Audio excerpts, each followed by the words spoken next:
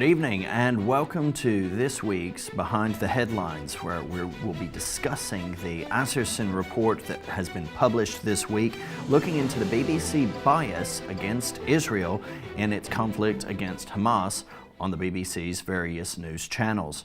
The damning report, the Asserson Report, for our national broadcaster's coverage of the Israel-Hamas war from October the 7th is a truly shocking read and has huge ramifications for the corporation and Truth in regard to its accuracy of reporting of the war in Gaza. We're going to be asking, will this report erode the license fee payers' trust in the BBC that much further? And why is it that the BBC is trying to manipulate the British public against Israel in favor of Hamas, a certified Islamist terror organization in Gaza? I'm Reagan King, and I'm joined as always by my good friend and co-host, Simon Barrett. Evening, Simon. Good evening, Reagan. It's good to see you, and I think it's a very important topic that we discussed today, looking at the BBC's news coverage on Israel. It's our national broadcaster, and those of us who have a television end up having to pay a license fee, which the BBC actually gets an annual income, billions out of the UK taxpayer who pay their license fees. And of course their news is supposed to be impartial, it's supposed to be trustworthy, it's supposed to be a national institution that we can trust, but sadly through the Asserson Report has fully exposed the true extent of the institutional bias within the BBC.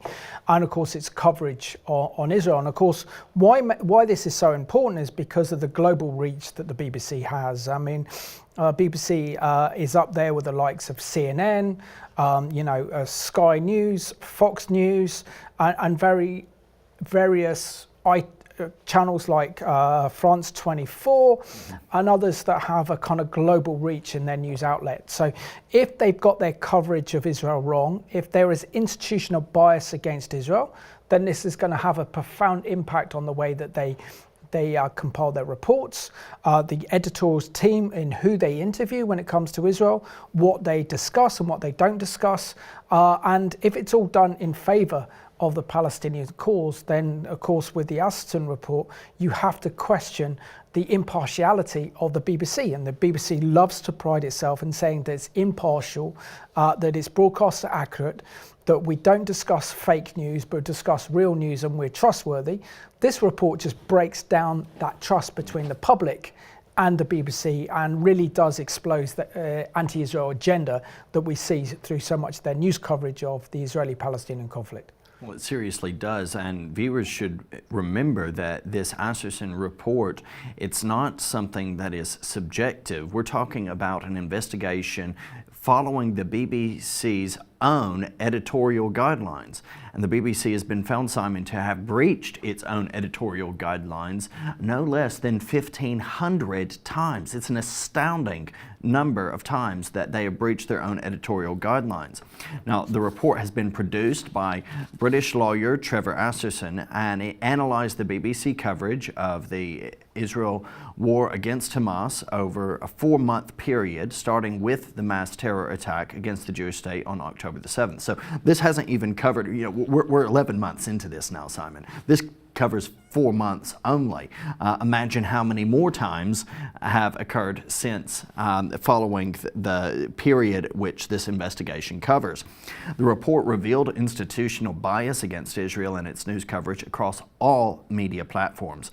It also discovered that BBC has constantly downplayed the terrorism and genocidal intent committed by Hamas, while at the same time presenting Israel as a militaristic and aggressive state. And this report has huge ramifications for the BBC and its coverage of the war in Gaza. It cannot be trusted to report the truth. The report reveals that very, very clearly for all who may have been in doubt, and as a direct consequence generates public anger against Israel and contributes to inflaming Jew hatred in the UK, in the USA, and indeed around the world, where people are viewing and are being influenced by the BBC's reporting. All of this at the license payer's expense. The corporation has consistently gotten itself into trouble for the way it describes the Islamic terrorist organization, from gunmen to groups, and it has disassociated Palestinian murders,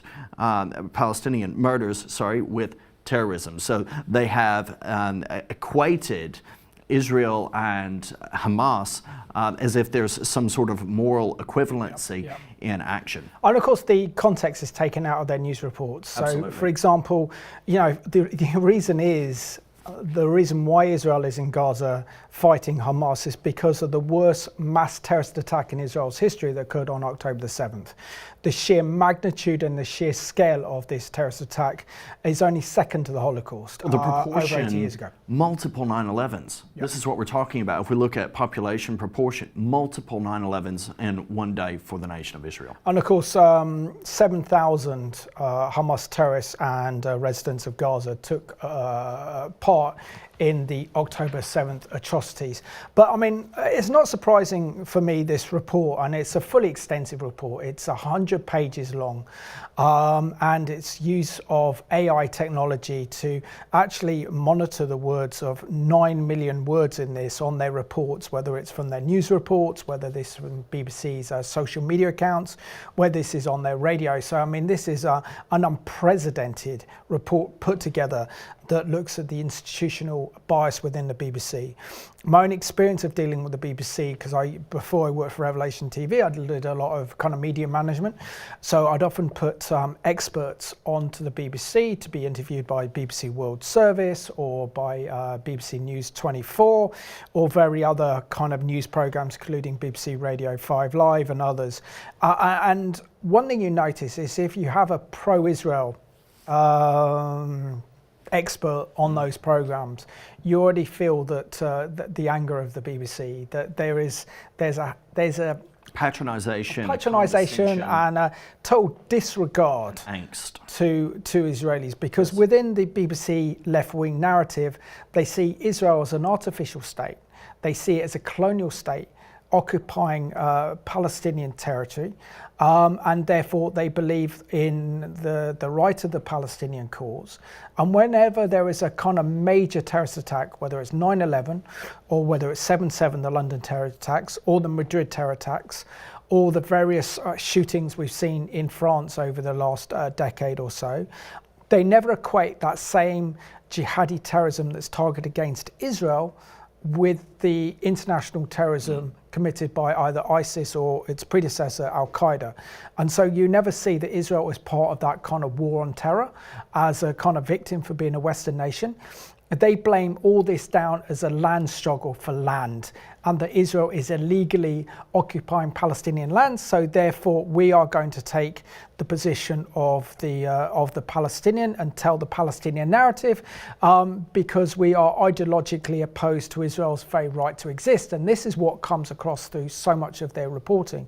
The other aspect of this one is that the BBC have foreign correspondents throughout the Middle East, and they know that if they have a slightly favourable report to Israel, then this could close doors for them in the Middle East. But there is certainly a left-wing institutional bias as being kind of exposed by the Asserson Report. But meanwhile, there's positive, we would say there's right critique of Russia and its efforts or whatever in regard to Ukraine.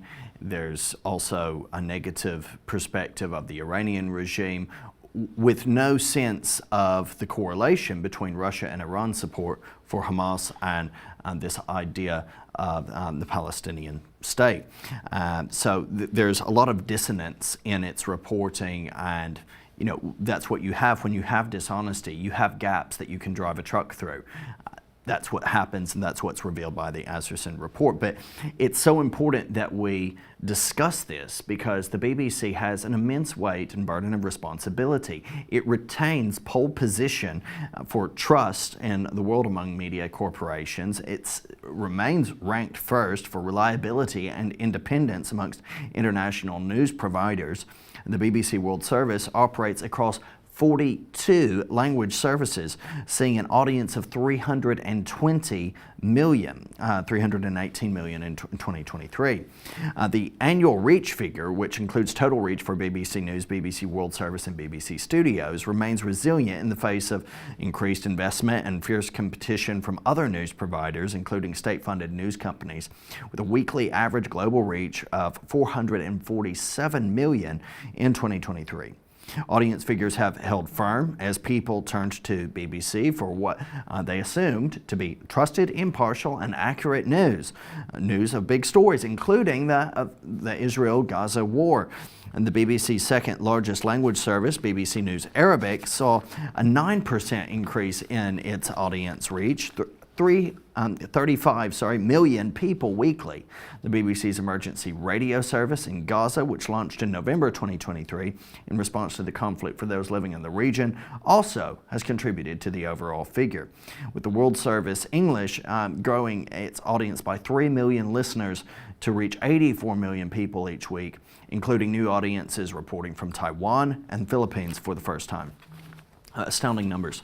No, absolutely. So we see that the BBC is not only our national broadcaster, but it's an international provider of news around the world. And one thing I do find frustrating, if you're ever abroad and you're in the States or you're somewhere in Europe and you want to know the news of what's happening back home in Britain, so you turn on to BBC World Service, you get everything else but British news about what's happening. They kind of give a kind of global overview of the news, what's happening around the world. So again, we see, for example, in America that the BBC is a trusted news source and is often quoted from their news stories when they do big interviews or big groundbreaking stories. Then the corporation is typical of wanting to present a kind of truth and accurate media news reporting. I mean, you'll see so many of their news reports recently that go on and on about fake news and how they want to distance themselves completely from fake news. But the question is, the Asserson Report does really expose their inaccuracy and their bias and how they broke their own editorial guidelines on the coverage of Israel's war against Hamas in Gaza more than 1,500 times. But the history of the BBC has a track record essentially in anti-Israel bias, and if we look particularly back to 2000 with Israel's withdrawal from southern Lebanon, I remember working in a call center at the time, and one of my colleagues I was working with started swearing at the Israelis because of watching a BBC News report when he came in. So I had to correct him and confront him head on with that one. But what it does is it poisons the hearts and minds and kind of demonizes Israel. And that's the danger, that Israel is essentially demonized. The BBC had a journalist in 2000 based in Israel during the second Intifada called Ura Gurin, and now her reports on Israel were absolutely horrific. And she even did a report on the Holocaust, and then the end of this report, after interviewing some of the experts at Yad Vashem, the Holocaust Museum, then tried to equate the IDF with the Holocaust. Shocking.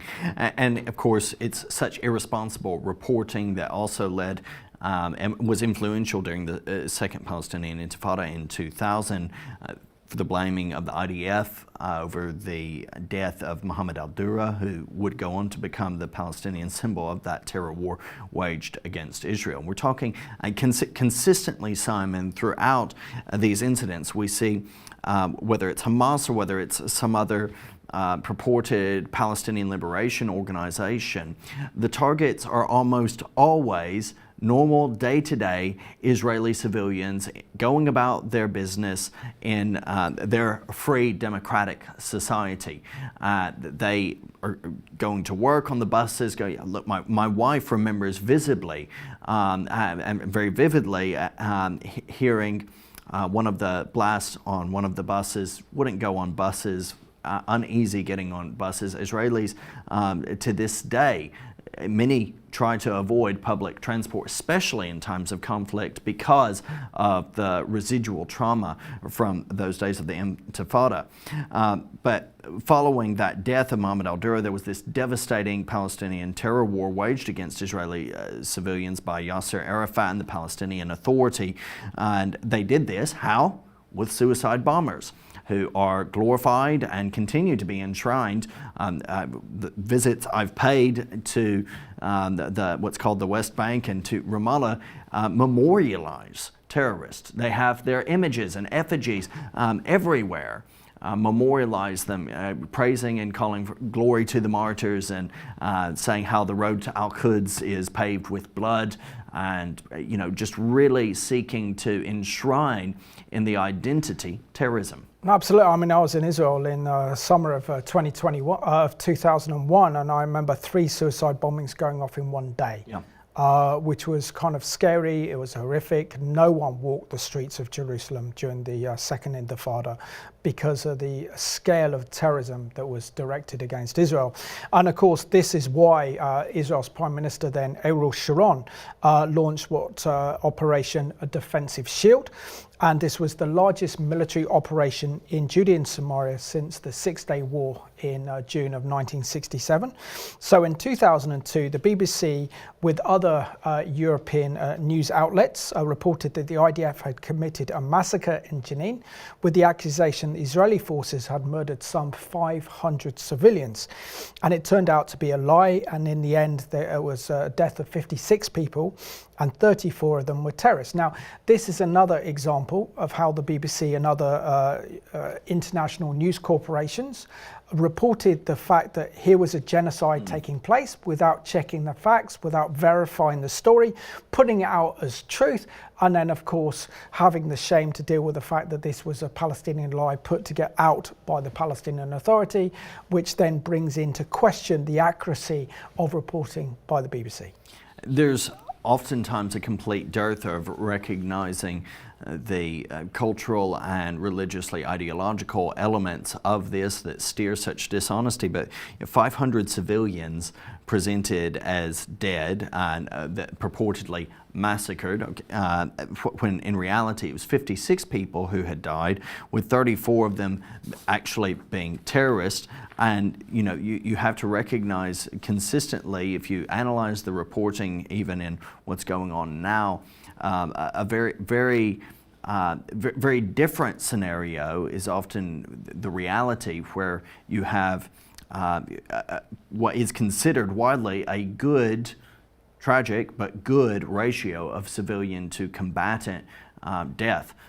So in so many cases, it's generally about 9 civilians for every 1 combatant in conflict across the world. It's significantly lower, even in some cases we've seen 2 to 1 in relation to Israel's. And I'll give you an example to back up what we're saying by facts. So there was a false news story about the Jenin massacre, and the BBC reported this on their online news website on Thursday, the 18th of April 2002, under the heading Jenin Massacre, the Growing Evidence. They say here that a British forensic expert who has gained access to the West Bank city of Jenin says evidence points to a massacre by Israeli forces.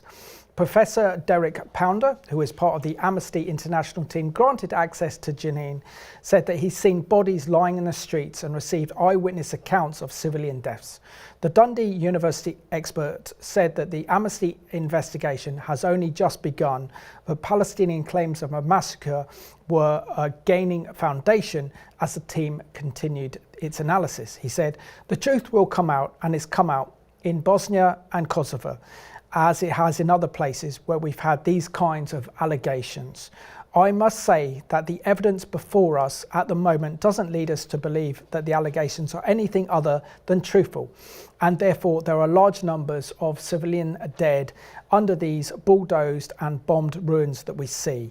So here we go, the BBC quoting an expert from Amnesty International who just lied through his teeth in making these horrendous accusations against Israel, and it proves that it's not true. He's correct though, Simon. The truth will always come out, and it does always come out.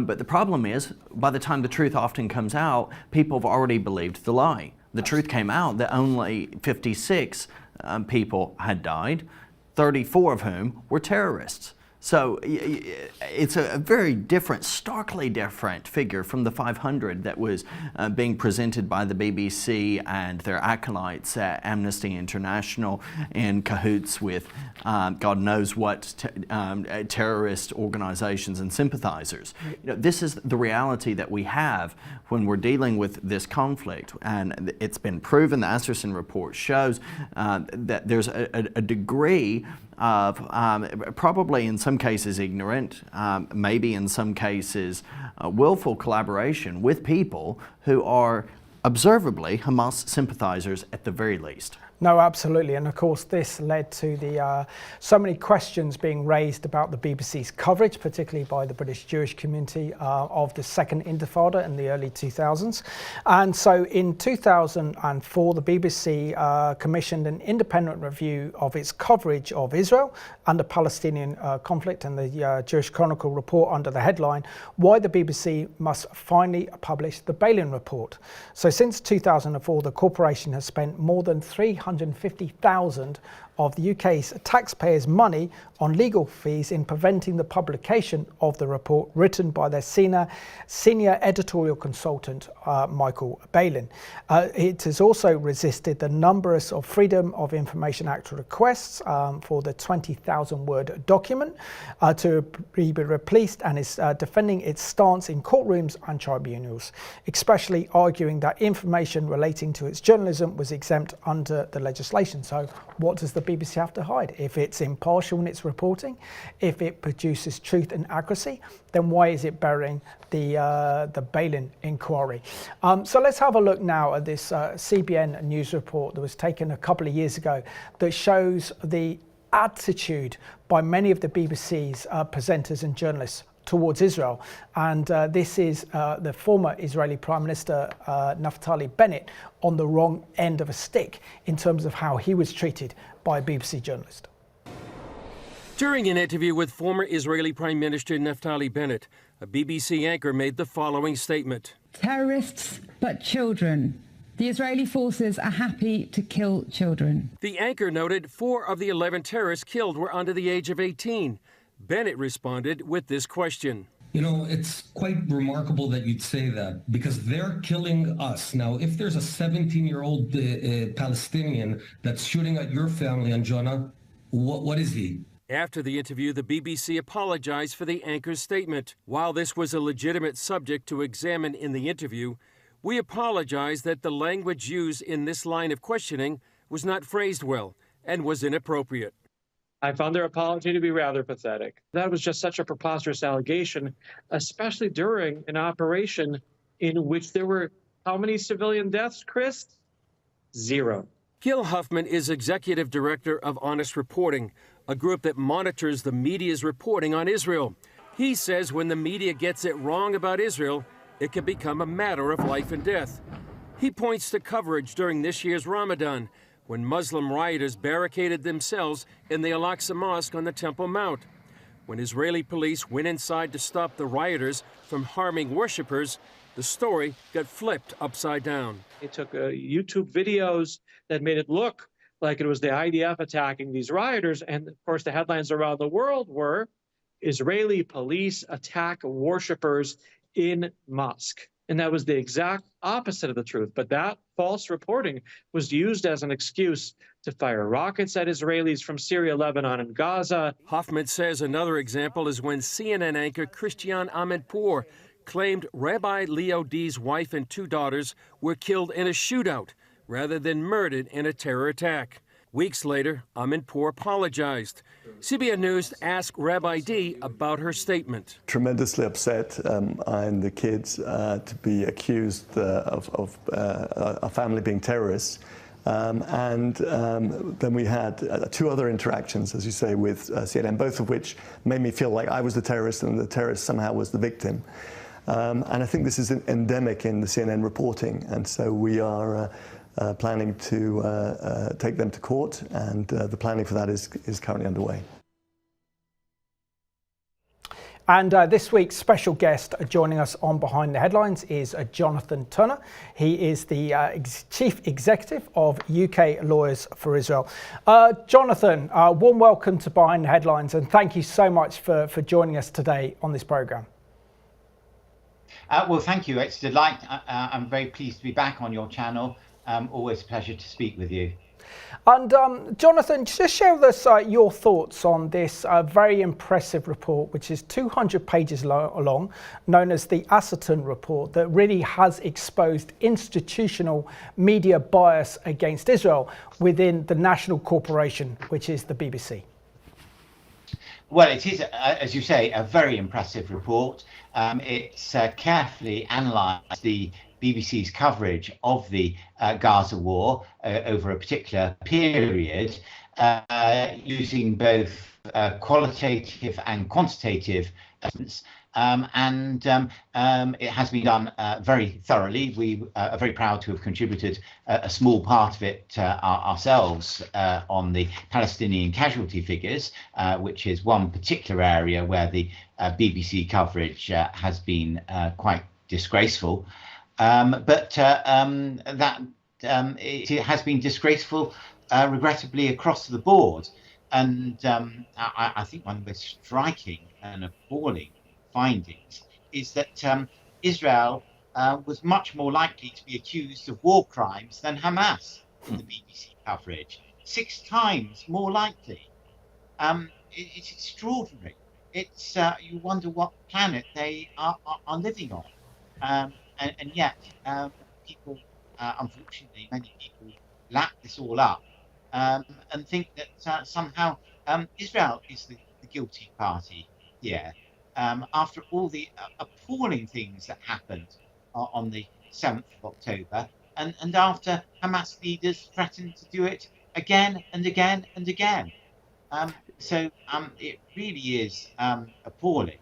And yet, for so many years, the BBC has brushed off all criticism of its coverage. I just hope that maybe the enormous thoroughness of this report and the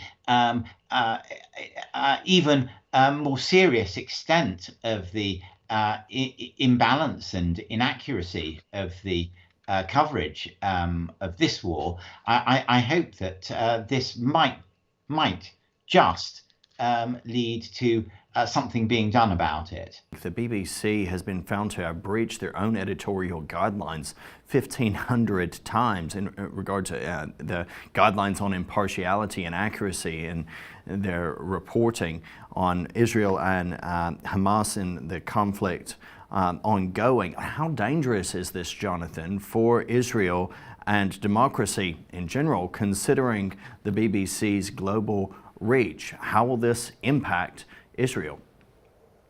Well, it is very damaging for Israel. Of course, it's also very damaging for Jewish communities, particularly in the UK, but also elsewhere around the world.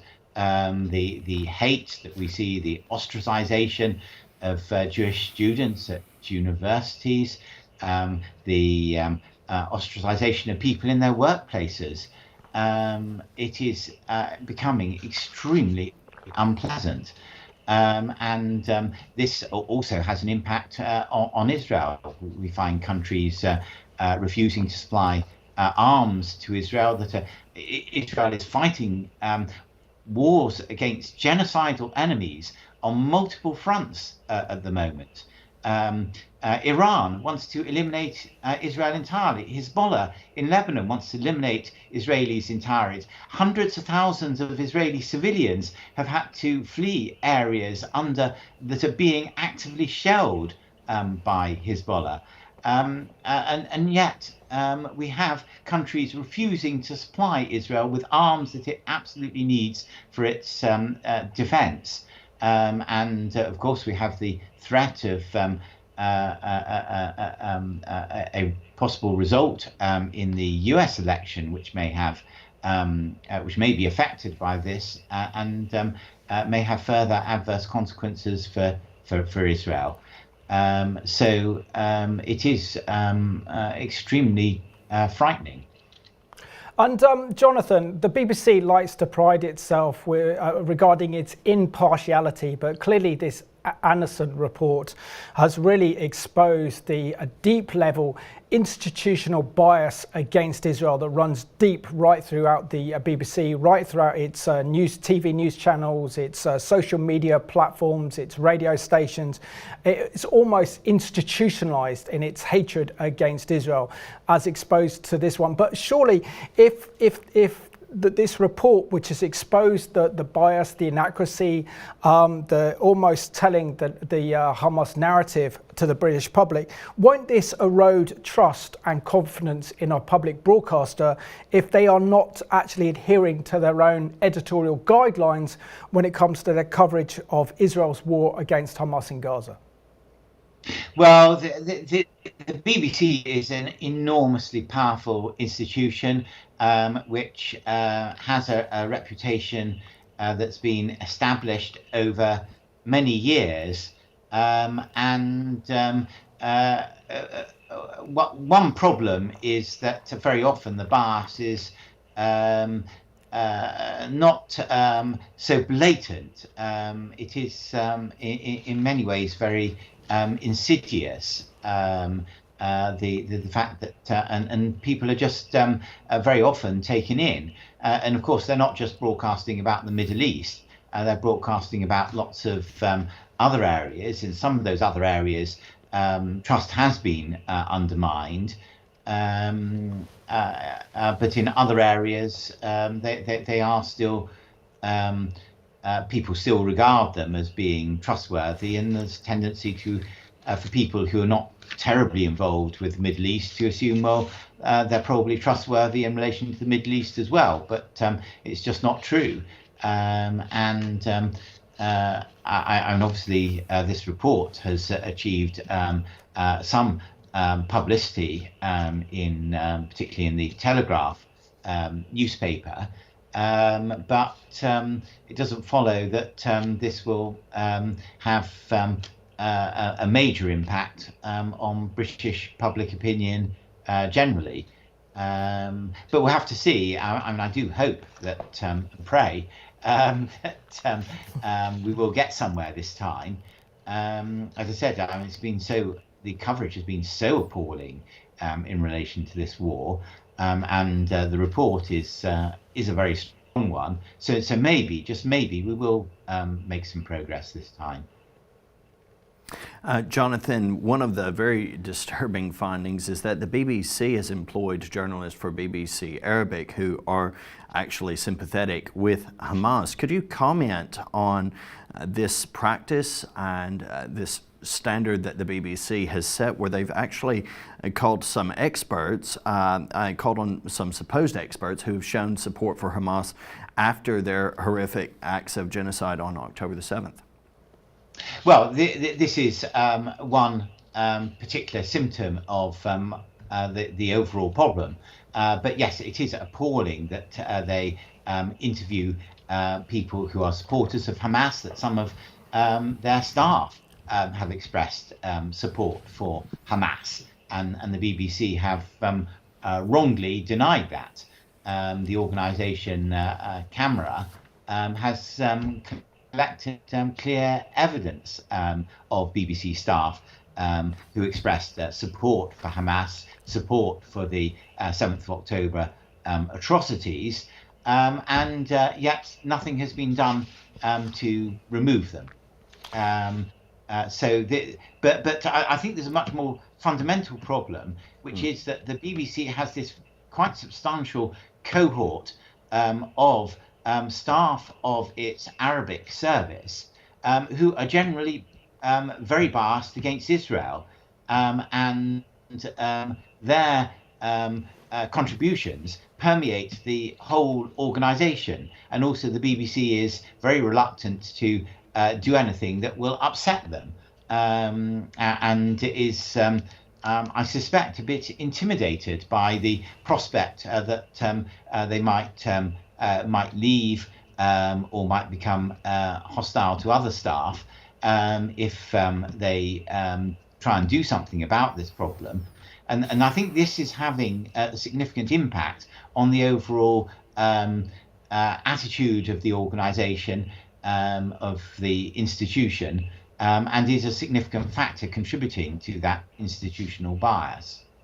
And Jonathan, share with us the impact of the BBC's bias reporting on its coverage on Israel and Israel's war against Hamas in particular is actually having on the Jewish community, not only demonising the one and true democracy in the Middle East, which is the nation of Israel, who is fighting a war for survival against a genocidal terrorist regime such as Hamas and Hezbollah and the Iranian regime, but also the impact that this is having on rising the levels of Jew hatred in this country and around the world through their careless and deliberately anti-Israel broadcasting reports. Yeah. Well, the first point to make is that the BBC is not alone in producing anti-Israel coverage that is biased against Israel, but the BBC does tend to lead other media organisations. They pay close attention to what the BBC does, and it does have considerable influence in the broadcasting world. And also it must be remembered that the BBC exists actually to ensure that there is at least a broadcaster based in the UK that is providing accurate and balanced coverage. That's its what it's been set up to provide, or anyway, one of the primary purposes of providing the BBC and providing it with these enormous privileges. So it is extremely unsatisfactory that it's completely failed in its responsibilities with regard to coverage of the Middle East. And yes, it does have a very substantial impact on the Jewish community. People associate the Jewish community with Israel, the one Jewish state in the world. And Jewish people themselves, the overwhelming majority of them, associate themselves with Israel. And it's not news to people in the Jewish community that the BBC is biased against Israel. We've known this for years, going back quite a number of years now, must be 10 years or more. There was a major survey done which found that 90% of the Jewish community regarded the BBC as biased against Israel. We now see an intensification of this, massive rise of anti-Semitism associated with the hostile coverage of Israel in all media. We see people being ostracized students are ostracized at universities. They suddenly find they've got no friends at university. You go up to university, you hope to meet new friends, hope to have a full educational experience, and you find that no one really wants to talk to you. It's all across. It's all across the sectors. We're running out of time, Jonathan. Finally,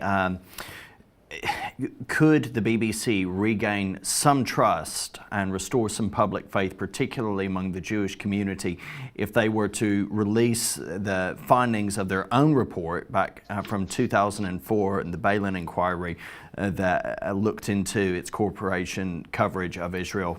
But it was never released to the British public. Would that go some way to restoring some public trust, do you think? Well, we don't know what it says, and we don't know whether it might be just as much as a whitewash as they usually are. Certainly a lot of people in the Jewish community remain very angry and suspicious at the non-disclosure of this report, and I can certainly understand that. But frankly, I'm a bit of a cynic as to what impact it will have today on the BBC's coverage going forward. It was 20 years ago 20 years now. Old. I think the BBC's coverage has got worse, not better, since then, and has been appalling in recent months. And I'm not convinced that the Balin report releasing it will actually change anything. So Jonathan, we just want to thank you so much for joining us on Behind the Headlines today. Please keep up the excellent work that you're doing through UK Lawyers for Israel, and we need to keep your organisation in prayer because you are fighting the government and you are defending Israel in this country. So kol hakavod to you, and thank you so much for joining us today. Well, thank you very much for all the work you do and providing accurate coverage of Israel and other things as well. Very thankful for that helpful perspective there from Jonathan. We want to go into the Asserson report that looks into BBC bias against Israel now, and it's a 199-page document, Simon, that spans, as we already said, 4 months. But the report states the following regarding this time frame from 7th of October 2023 until the 7th of February 2024. It's a total of 4 months or 124 days. It's compiled by a team of 20 lawyers and 20 data scientists contributing to the research using AI technology as well to analyze 9 million words of BBC output. During this period, there was very intense coverage of the Israel-Hamas war by the BBC and also other media sources globally, and they considered that 4 months, that's a third of the year, fairly intense coverage of a single foreign news story was a reasonably representative sample of BBC broadcasts and provided a sufficiently large data set to test compliance with BBC guidelines robustly. The report monitored BBC broadcasts on television and radio in its scope via podcast and social media and on its website. It's broadcast news each hour of each day in several languages and across a wide range of media from local to national to international audiences as well, with videos, television, radio being transcribed into text. Arabic also being translated into English by both GPT-4 and Google Translate. There was then consultation with native Arabic speakers to advise which version provided the most accurate translation.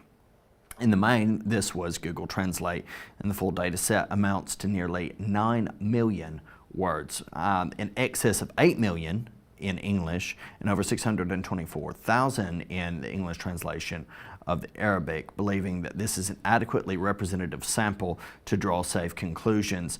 They do not believe the omission of a small number of missing programs is material. What did they find? So the BBC was also, this Asserson report was also reported in the Sunday Telegraph this week. And they noticed that the BBC had breached its own editorial guidelines 1,553 times over its coverage of the war in Gaza. Also, the report reveals the corporation was very heavily biased against Israel in its news reports across the BBC networks that include television, radio, online news, podcast, and also social media. It says the BBC likes to pride itself in its accurate, informative, and impartiality, truthful news reporting, and is opposed to fake news. But in light of this news report, the BBC is in breach of all these standards according to the new Asserson report.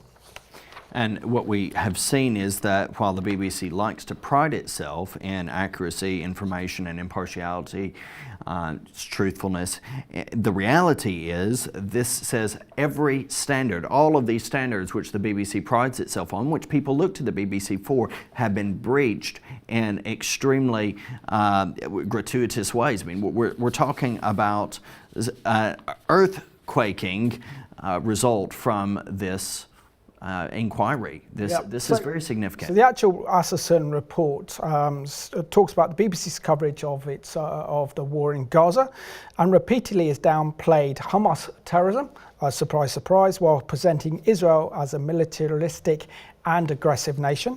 The Sunday Telegraph has reported that the BBC's international editor Jeremy Bowen of excusing Hamas terrorism and compares Israel to Putin's Russia. They said in the aftermath of the October 7th massacre, the BBC was widely condemned for failing to call Hamas terrorists. Now, this is one of the biggest genocides of the 21st century that we saw on October the 7th. And yet I've listened to many BBC news reports and BBC Radio 5 Live where they've actually described now Hamas as being a group, or Hezbollah being a group, when these are genocidal, fanatical Islamist terrorist organizations that not only want the destruction of Israel, but they want the destruction of the West, and you call them a group. Now, what does it make you think when you hear the term group? It makes you think of a kind of pop band, a rock band, a group of people gathering together. It does not make you think of genocidal terrorists who have committed the worst crimes against humanity, and particularly against the Jewish people, since the Holocaust. And even though the Jewish community was raising concerns with this, even though many in the London Jewish community campaigned actively against this, the BBC was deaf to its cries until it began to be forced gradually to change some of its procedure. But still, they were only designated or recognized as a terror organization in BBC reporting 409 times out of 12,459 times. Generally, when you read it as well, it would be presented as a UK government prescribed terror organisation. So they're not even saying. And they've dropped that now. Exactly. With this new Labour government, they used to say this is a prescribed terrorist organisation by the British government, and there was big controversies regarding the government and the way that the BBC is classifying Hamas by refusing to call it a terror organisation. So they've gone to the fact that the British government refers to this as a terror organisation, but now they've completely backtracked on that one.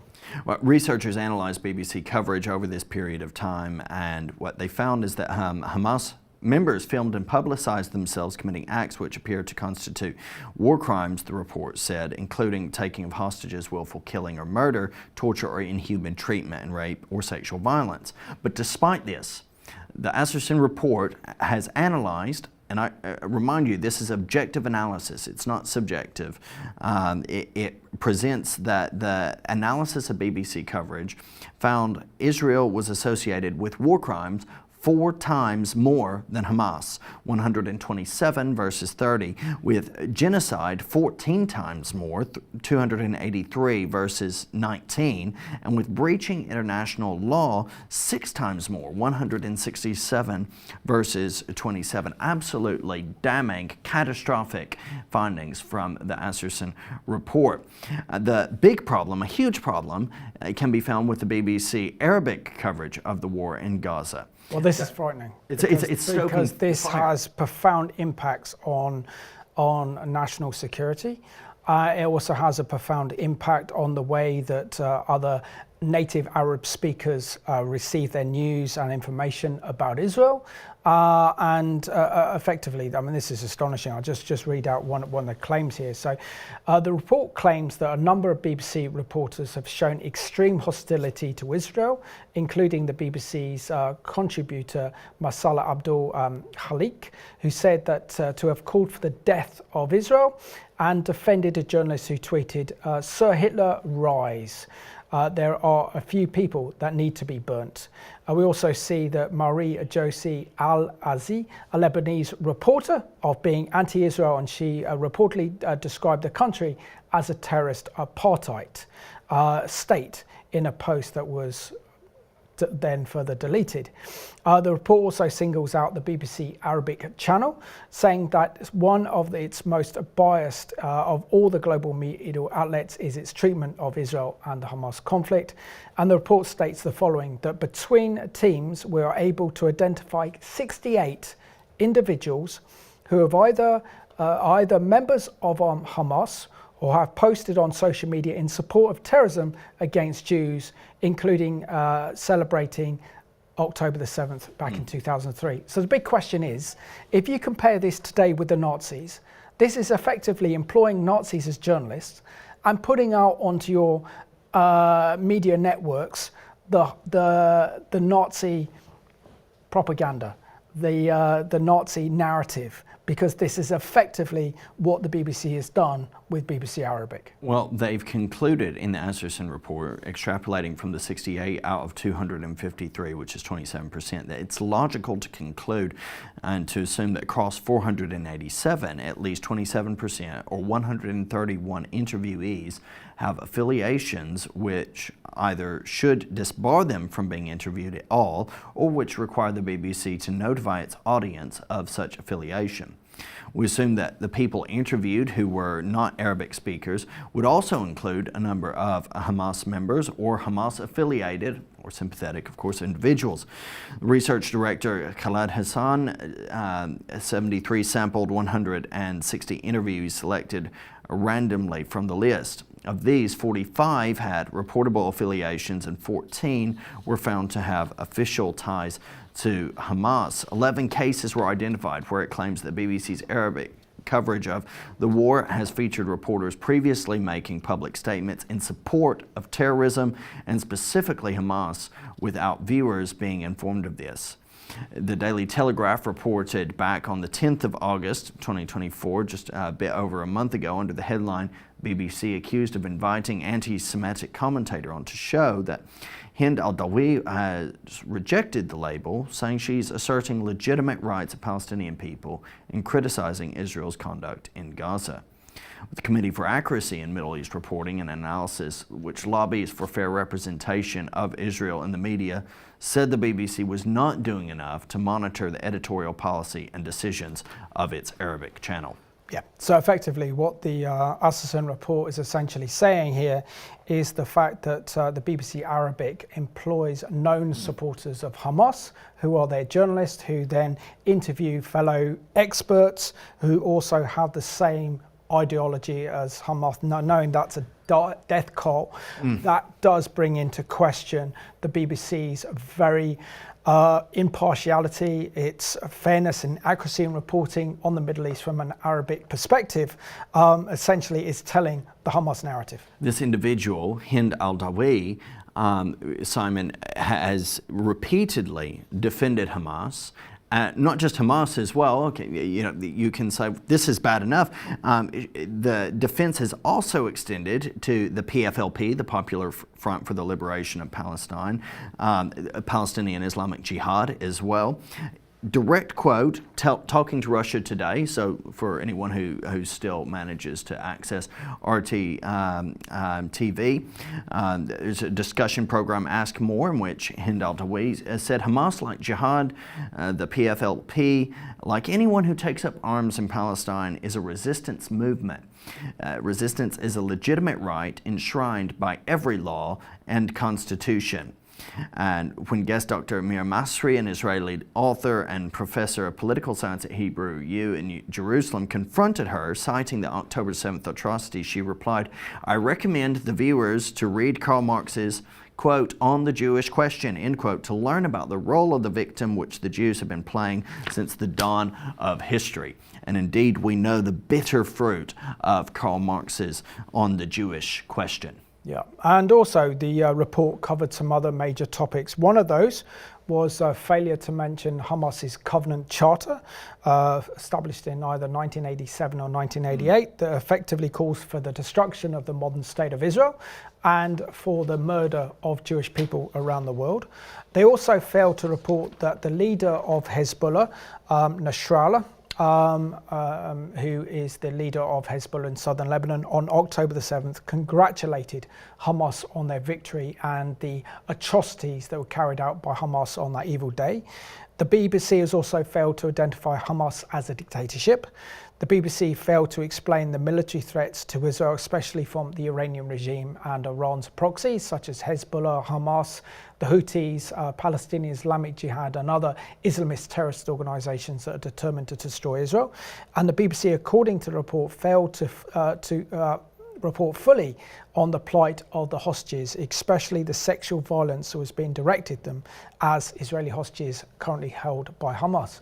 So, I mean, a lot of this is not providing the historical analysis that is needed, reporting their news reports out of context, giving the viewer or the listener or the reader the impression that all of this started at the end of October when Israel launched its military incursion into Gaza to destroy Hamas, by suggesting the narrative that all the Israelis want to do is to destroy and kill as many Palestinians as possible.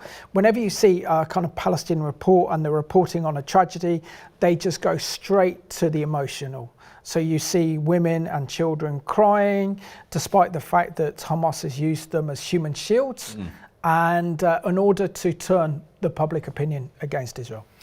And the reaction to this is understandably one of outrage, where we now have Danny Cohen, a former BBC executive, warning there's institutional crisis at the broadcaster, calling for independent inquiry into the coverage of the Israel-Hamas war, campaign against anti-Semitism, the National Jewish Assembly, also adding their voices to a call for a further independent review.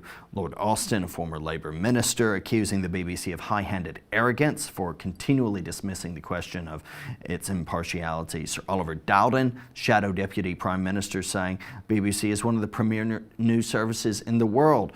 To hear that standards may be slipping in such a severe way like this risks tarnishing the reputation of our news service. Serious questions should be asked as to why this has been allowed to happen, and license fee payers should expect to see the BBC stick to its own editorial guidelines. This is backed up also by Julia Lopez, the Shadow Culture Secretary. The truth is the BBC's currency in a world of increasing and disinformation.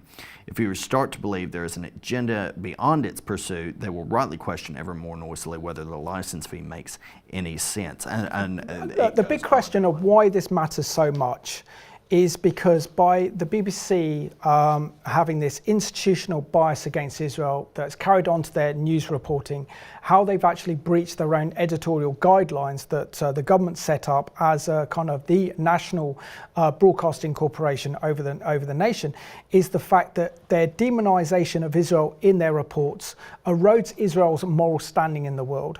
This changes public opinion, so public opinion become more hostile to Israel. That effectively then changes the Israeli government's, British government or the American government's position on Israel. So they end up being more hostile, and Hamas and the Islamists win. At the same time, this inflames Jew hatred around the world and encourages attacks on the Jewish community. So we know that this reporting is irresponsible. We're not asking, for example, that the BBC reports of the Israeli narrative, but we want to see accuracy and impartiality in their reports and give an even-hand approach to this conflict and allow the viewers of the BBC to make up their own mind. Well, thank you, viewers, for tuning in to this week's edition of Behind the Headlines, and thank you, Simon, for a very helpful report. The BBC coverage of the war in Gaza continues to help fuel Jew hatred around the world through its news coverage. BBC Arabic needs an urgent review and suspension, especially, according to the report, they employ supporters of Hamas as journalists, and additionally, other reports, the Balin inquiry particularly, need to be made public, with an independent inquiry needing to be produced with results given to the public. We continue to watch, wait and pray, and know that God continues to be in control, and He is just and will do what is right.